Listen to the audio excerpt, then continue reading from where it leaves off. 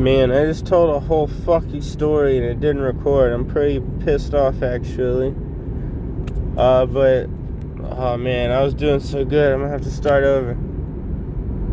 So basically, back when I was a child, this is a story from when I was a child that I remembered just now. I'm on the way to the store to get some ramen, by the way. That's why I'm in the car, but my eyes are on the road, man. That's why my whole last recording just doesn't exist anymore. But when I was a kid, I had like a phobia of frogs. Like, I still kind of have it, but I've overcome it because it's just a frog, you know. Like, my logic brain overcomes the paralyzing fear that, you know, just they strike into me. I don't know what it is. It's just like a phobia. And when I was a kid, if I was in like 10 meters of a frog, I would fucking cry and I would not go near it. Like, if a frog was between me and my house, I wouldn't even go around the house, like, to the back door. I'd just fucking cry and, like, I wouldn't be able to go in until the frog left.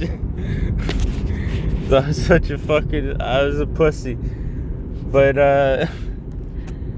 and my dad knew this, and, like, I think frogs are cute. I don't hate frogs. I think they're fucking awesome. And I even did when I was a kid. It's just a phobia thing. Like, I think someone, when I was really young, told me they were poisonous. They gave you warts or bit, or they put it right in my face, or it was some shit. But I was always scared of frogs, and I live in fucking Mississippi. And we're like known for, there's so many frogs here. They're everywhere, and lizards. And I'm also scared of lizards. But, or was. I'm not that scared now. I'm a big boy. But my dad, like, he's a little crazy, you know. He went to Vietnam and did, like, acid and shit and fucked up his brain. He's kind of a meth guy, you know. No, he didn't go to Vietnam. But he did fuck up his brain with, like, drugs and stuff. Like, but he was a good dad. Like, even with the, like, fucked up mind, he was an awesome dad, I think. But sometimes he'd do crazy shit. And he never, like, my whole childhood, he never made me, like, touch a frog or anything. Like, he didn't get on my case about it much. He was just like, man, I can't believe you're afraid of frogs, man. You gotta get over that shit. But one day, he was working at the mechanic shop, or the tire shop. He's a mechanic. And he must have been fucking high out of his mind or something. He, like, saw this little tiny frog. He's like, man, that's a cool frog. And then, like, it was flooding. It was raining really hard. So he's like, oh no, this frog's getting washed away. He's gonna go down the drain and drown. And so he picked up the frog and he put him in, like, he found an old tea pitcher and emptied it out and got the frog in it. And it didn't have a lid, so he got, like, some newspaper envelopes, like, you know, the spam mail shit from your mailbox. And he was like, hey, frog, you know. Or no, he's like, hey, son, come here, son. I got this frog in this jar, and I started freaking out. I'm like, why do you have the frog in the jar, Dad? I don't like the frog, man. I told you I don't like frogs. He's like, listen about what you like, motherfucker. This frog was gonna die, and I saved him. I'm like, Dad, you're crazy. What do you mean this frog was gonna die? He's amphibious. He's not gonna drown, Dad. But he's like, yes, he was. You don't know because you're just a kid and I'm an adult. But that's a lie, because he was never an adult. He's still not an adult. Anyways, he got this frog in the picture, and he has to drive, and he says, look, you can't drive, you have to hold the picture.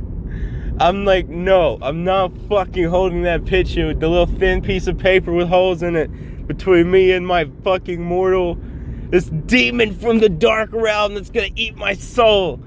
He's like, this little tiny orange frog, man, you need to man the fuck up and hold the frog.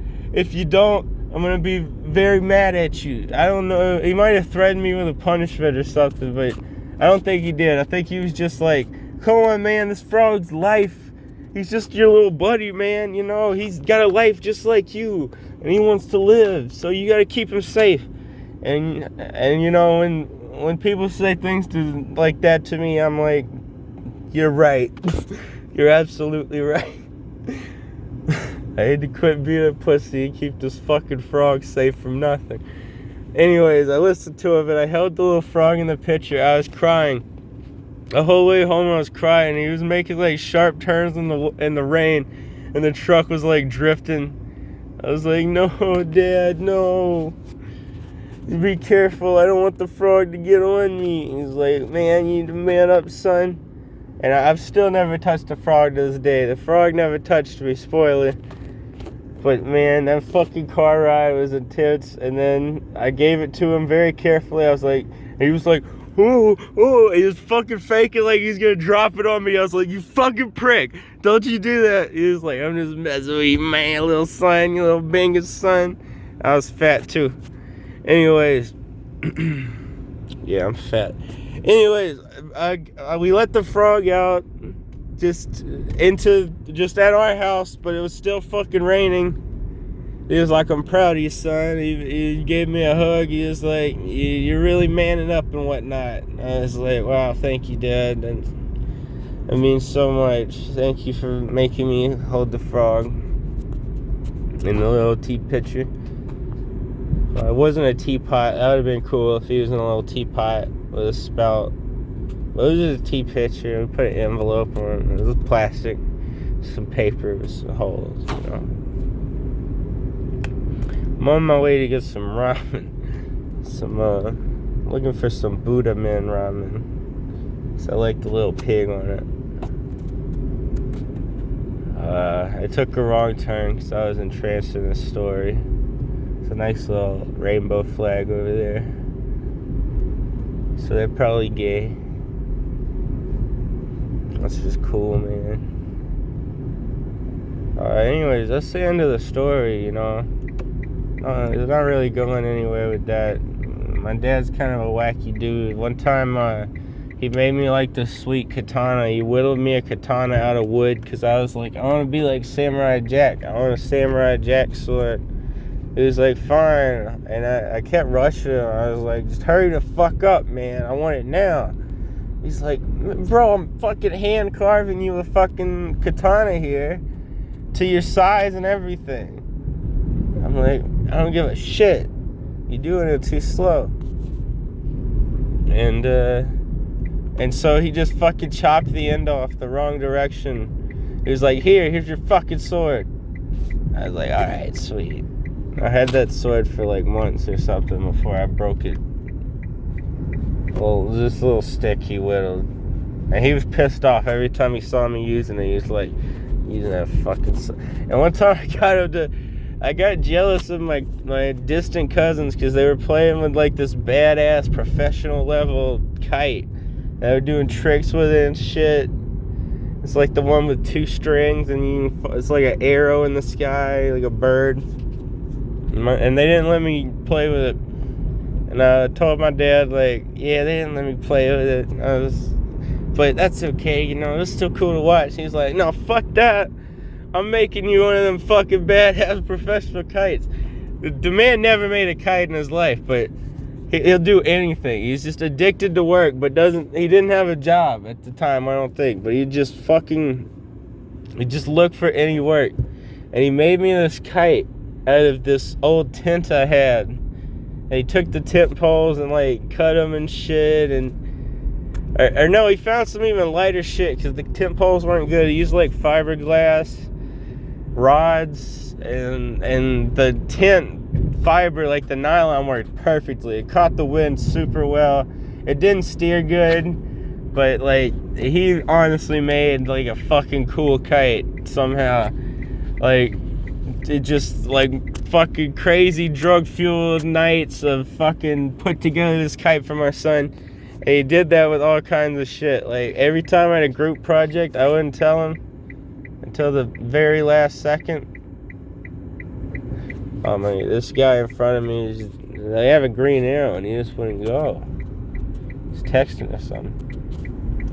But yeah, man, every time I had a group project, I wouldn't tell him till the last minute. And he'd always like, we'd get it done the night before and he'd stress me out and he'd get really pissed off, but it was usually crazy sick, way over the top. And I miss my dad. I want some ramen, so I'm here at Sonic, good old Sonic, to get a breakfast burrito instead of ramen. It's for my mom. I love my mom. I love my mom. Anyways, bye guys.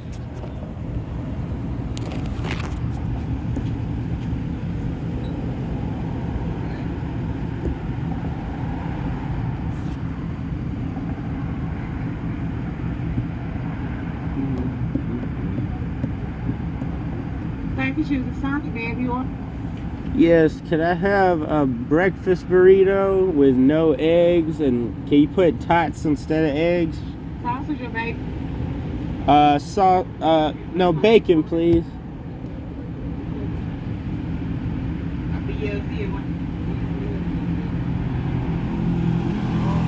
Bacon burrito, no egg and tots. What else for? A large sweet tea. Anything else? No, man, thank you. Thank you, C36. Alright.